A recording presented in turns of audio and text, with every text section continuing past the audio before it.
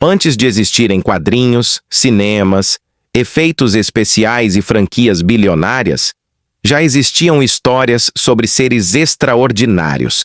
Eles não eram pessoas comuns, não viviam como o resto da humanidade e carregavam um destino maior do que eles mesmos. Hoje, nós chamamos isso de super-heróis. Mas por milhares de anos, isso teve outro nome: deuses. E se eu te disser que os heróis modernos não são uma criação nova, mas apenas a versão atualizada de algo extremamente antigo? Repara com calma, porque esse padrão se repete de forma quase obsessiva. Todo herói começa diferente. Ele nasce especial, é escolhido, ou passa por um evento que muda completamente sua existência. Nunca é por acaso. Superman não nasce na Terra. Thor vem de um reino superior. A Mulher Maravilha nasce entre deuses. O Homem-Aranha é tocado por algo que altera sua natureza. Agora volta milhares de anos no tempo. Hércules nasce da união entre um deus e uma humana. Aquiles já nasce marcado pelo destino.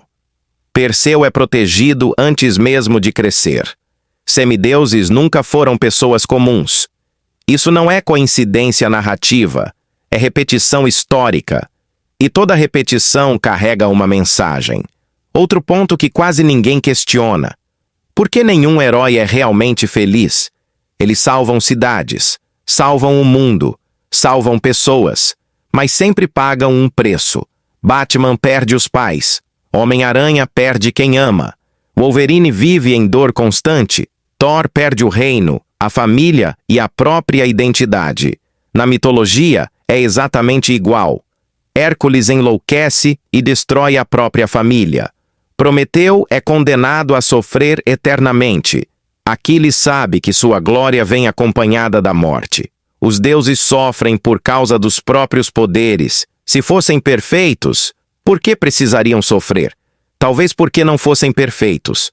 Talvez fossem apenas poderosos. Agora observa outro detalhe perturbador.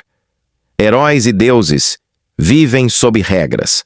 Heróis têm códigos morais, limites claros, consequências para cada escolha. Deuses também tinham leis, hierarquias, punições, juramentos que não podiam ser quebrados. O Olimpo funcionava como um governo, Asgard como um reino. Os panteões eram estruturas de poder, não forças abstratas e distantes. Isso começa a parecer menos espiritual e mais organizacional. Agora vem a pergunta que quase ninguém faz. Por que essas histórias nunca morrem? Civilizações desapareceram. Impérios ruíram. Idiomas foram esquecidos. Religiões inteiras deixaram de existir. Mas o arquétipo do herói continua intacto. Sempre surge alguém mais forte. Sempre surge alguém acima da média. Sempre surge alguém que carrega o peso do mundo nas costas. Talvez isso não seja apenas entretenimento. Talvez seja memória coletiva. Hoje, os templos viraram cinemas, os sacerdotes viraram roteiristas, os mitos viraram franquias bilionárias e os deuses viraram personagens. Mas o efeito é exatamente o mesmo: admiração, fé, torcida, identificação. As pessoas defendem heróis do mesmo jeito que defendiam deuses. E isso muda completamente a pergunta. Não é mais: por que criamos heróis? Por que a humanidade sempre precisa deles? Porque talvez, em algum ponto distante da história, essas histórias não fossem metáforas. Eram relatos. Relatos exagerados? Possivelmente. Mas baseados em algo real. Seres mais fortes, mais avançados, com conhecimento, armas ou tecnologia que, para humanos antigos, só podiam ser chamadas de divinas. Com o tempo, essas figuras foram sendo suavizadas, transformadas em símbolos, depois em mitos, depois em entretenimento. Porque quando algo vira ficção, ele deixa de ser questionado. E se os heróis modernos são deuses reciclados, então o que mais foi reciclado junto com eles? A admiração? O medo? A obediência?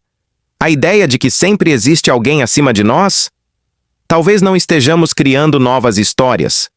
Talvez estejamos apenas recontando as mesmas, para não encarar o que elas realmente significam. E se isso for verdade, então os heróis não estão aqui apenas para nos entreter. Eles estão aqui para nos lembrar. Lembrar de algo que existiu, ou de algo que pode voltar. E essa possibilidade é exatamente o motivo pelo qual ninguém gosta de ir fundo demais nesse assunto. Porque algumas histórias sobrevivem por milhares de anos, não porque são bonitas, mas porque escondem verdades que ainda não estamos prontos para encarar.